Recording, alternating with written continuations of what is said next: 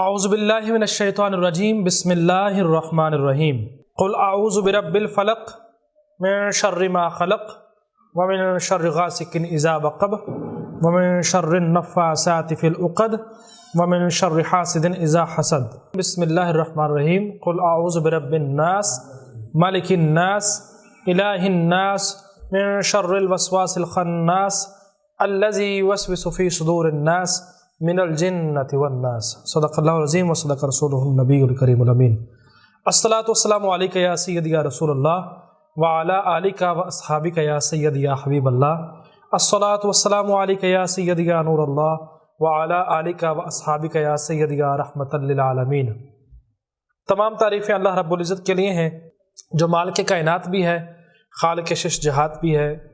تمام تعریفیں اس خالق کائنات کے لیے ہیں جو آپ کا ہی نہیں، میرا ہی نہیں، تمام جہانوں کا خالق ہے۔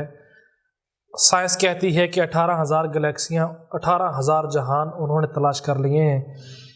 18,000 جہان سائنسدانوں نے تلاش کر لیے ہیں۔ اللہ تعالیٰ نے نامعلوم جگہوں پر، لامکان پر کتنی گلیکسیاں اور کتنے جہان پیدا کیے ہیں یہ اللہ تعالیٰ جانتا ہے۔ اس لیے کہا گیا تمام جہانوں کے خالق پر تمام تعریفیں اسی کے لیے ہیں۔ اللہ رب العزت کی حمد و ثنا کے بعد حضور نبی اکرم شفیع معظم نور مجسم رحمت عالم تاجدار انبیاء تاجدار مرسلاں تاجدار ارض و سما حضرت محمد مصطفیٰ صلی اللہ علیہ وآلہ وسلم کی بارگاہ ناز میں ہدیہ درود و سلام پیش کرنے کے بعد میرے نہایت ہی عزیز دوستوں، ساتھیوں، السلام علیکم ورحمۃ اللہ وبرکاتہ۔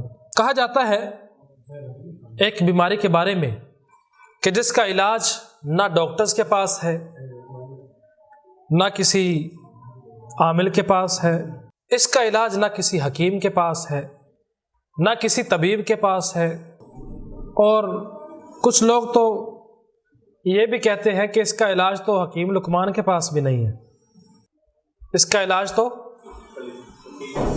حکماء، اطباء، ڈاکٹرز سب عاجز آ چکے ہیں، اس کا علاج کسی کے پاس نہیں ہے۔ لیکن علاج ہے۔ اللہ تعالیٰ قرآن پاک میں ارشاد فرماتے ہیں لا یکلف اللہ نفسا الا وسعها لها ما کسبت وعلیہا ما اکتسبت ربنا لا تؤاخذنا ان نسینا واخطأنا۔ سورۃ البقرہ کا آخری رکوع ہے، پڑھیے اور اس کا آپ ترجمہ جب پڑھیں گے تو آپ کو پتہ چل جائے گا کہ اللہ تعالیٰ کیا ارشاد فرما رہے ہیں۔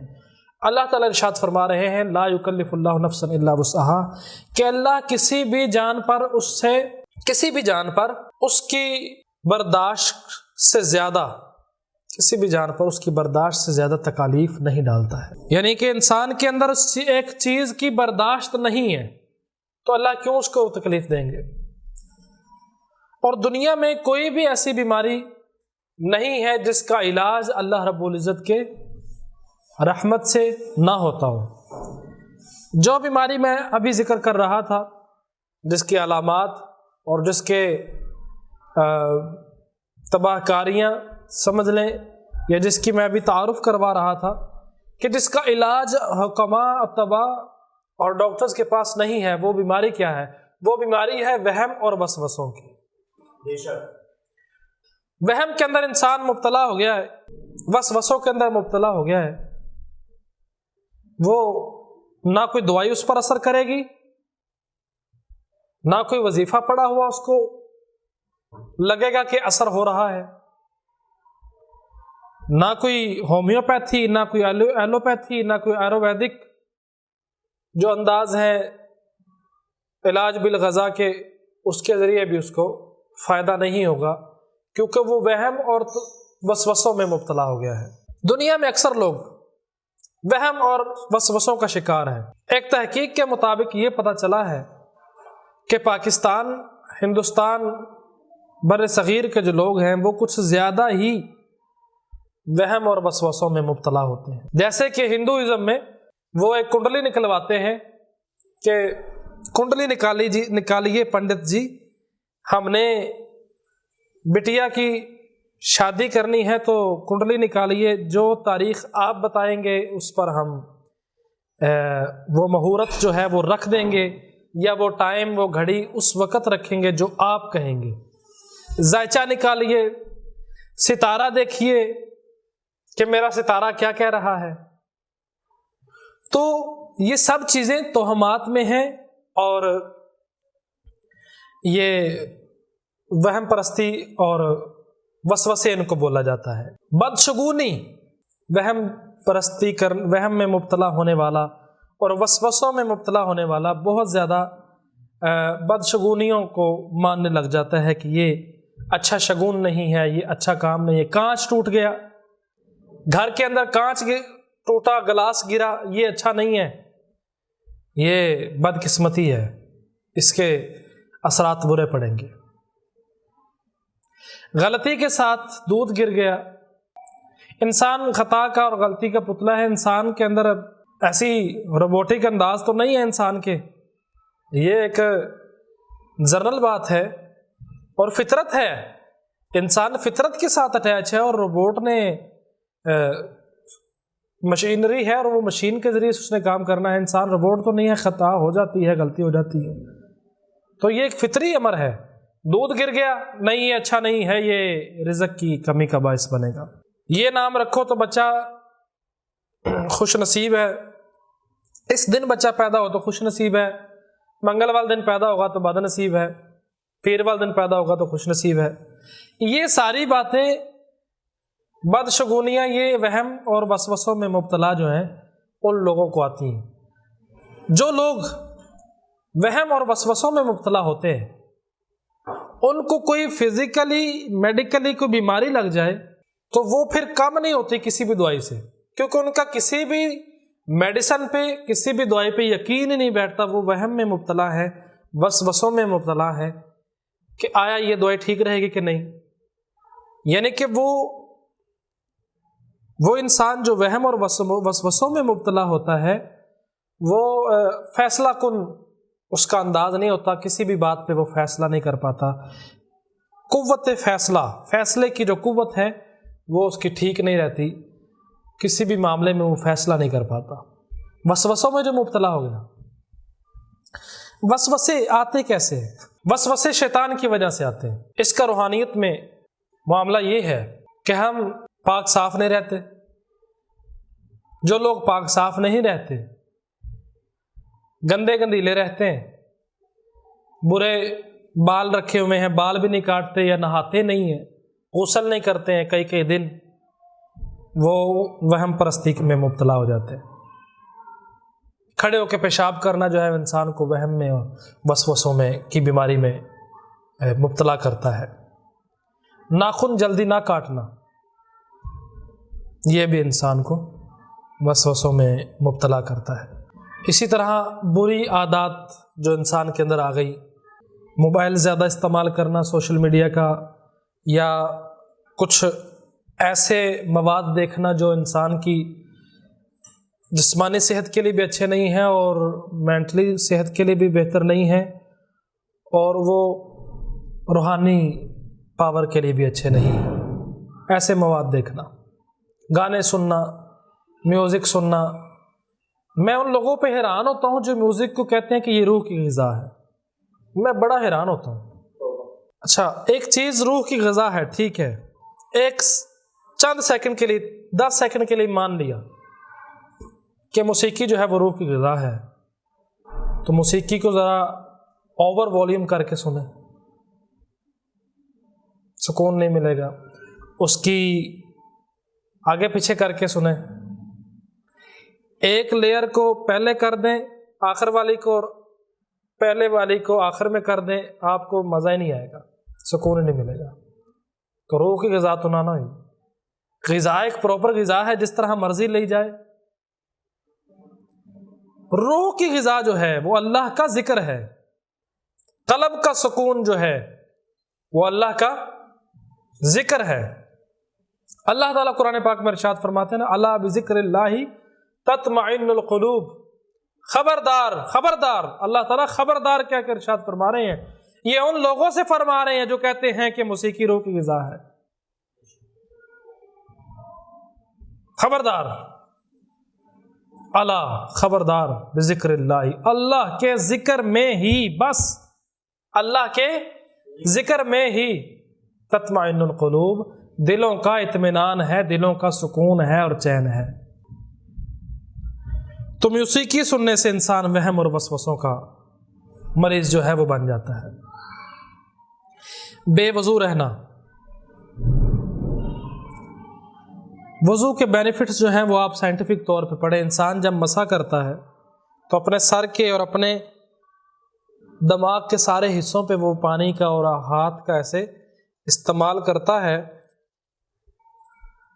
تو کچھ غیر مسلم سائنسدان یہ عمل دیکھ کے حیران رہ گئے کہ ایسا کرنے والا ہر روز 5 ٹائم وہ مرغی کے دورے میں مبتلا نہیں ہوگا، وہ وسوسوں میں اور وہموں میں مبتلا نہیں ہو سکتا جو یہ ایسا عمل کرے گا۔ تو بے وضو رہنے سے بھی، کھڑے ہو کے پیشاب کرنے سے، بد نظری کرنے سے، اکثر نوجوان گلی محلوں چوکوں چرستوں میں کھڑے ہو جاتے ہیں اور گزرتی ہوئی خواتین کو یا نوجوان لڑکیوں کو وہ تاڑتے ہیں، دیکھتے ہیں، وہ آہستہ آہستہ آہستہ آہستہ وہم اور وسوسوں کے اندر مبتلا ہو جاتے ہیں۔ روٹین خراب کرنا، اللہ نے جو ڈسپلن، جو انداز بنایا ہے، رات سونے کے لیے ہے، دن جاگنے کے لیے، ہم دن کو سارا دن سوتے ہیں اور راتوں کو جاگتے ہیں، یہ دماغی جو طاقت ہے، پاور ہے، اس کو خراب کرتی ہے اور انسان وسوسوں میں اور وہم میں دھکیل دیا جاتا ہے یا پھنستا چلا جاتا ہے۔ بد نظری میں نے بتایا، فحش مواد میں نے بتایا، کھڑے ہو کے پیشاب کرنا، ناخن نہ کاٹنا، نہانا نہیں، غسل نہیں کرنا، بے وضو رہنا، وہ انسان کو وسوسوں میں مبتلا کرتا ہے۔ اور یہ بات بھی پتہ چلی ہے، سروے سمجھ لیجئے، بہت سے لوگ ایسے آتے ہیں، ان کے والدین بھی ساتھ آتے ہیں کہ یہ میرا، اس کی حالت ایسے ہوتی ہے کہ وہ اپنے آپے میں نہیں ہوتا، وہ مریض، وہ انسان، تو اس کے والدین کہتے ہیں کہ اس کو پیر صاحب دیکھیں کہ گندیلیاں تو نہیں چمڑیاں ہوئی ہیں۔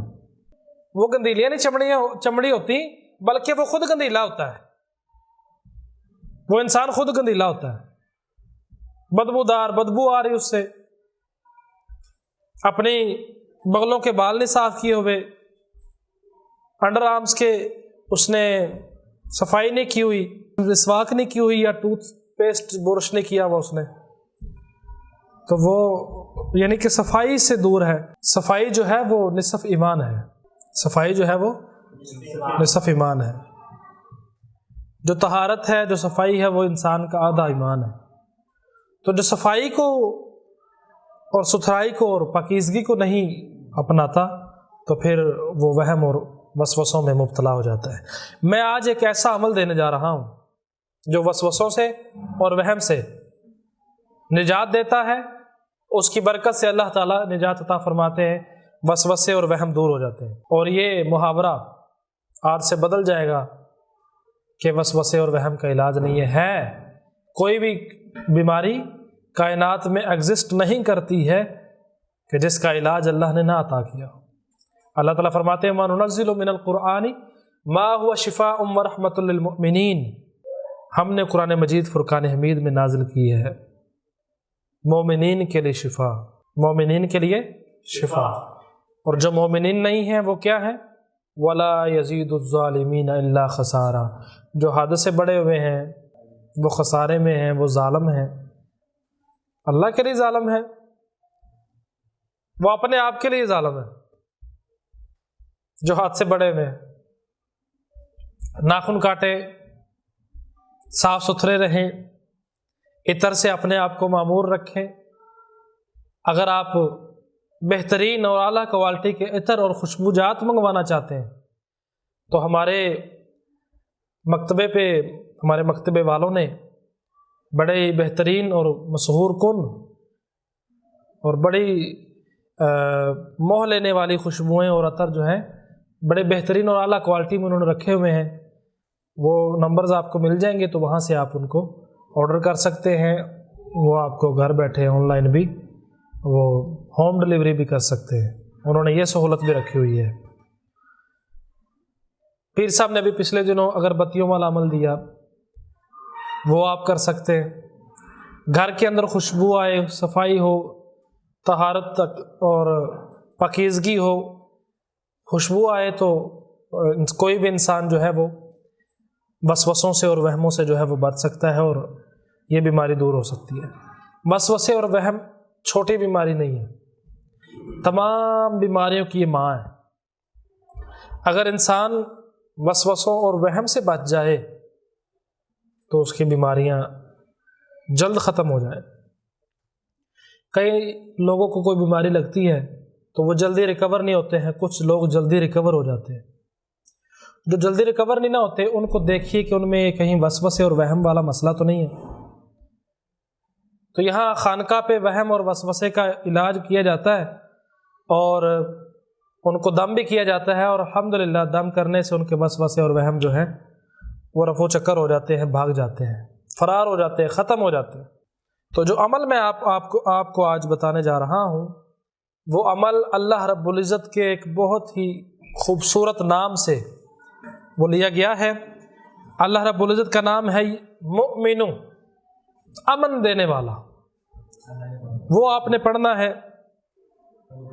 136 مرتبہ، 136 مرتبہ روزانہ پڑھنے کا معمول بنا لے جو انسان خود وہم اور وسوسے کا شکار ہے۔ یا مؤمنو 136 مرتبہ روزانہ پڑھنے کا معمول بنا لے۔ اللہ تعالیٰ کے یہ صفاتی نام ہے، بہت خوبصورت نام ہے مؤمنو، یعنی امن دینے والا۔ تو یا مؤمنو کس طرح پڑھنا ہے؟ 136 مرتبہ روزانہ پڑھنے کا معمول بنا لے، اس کا وہم جو ہے وہ انشاءاللہ ختم ہو جائے گا۔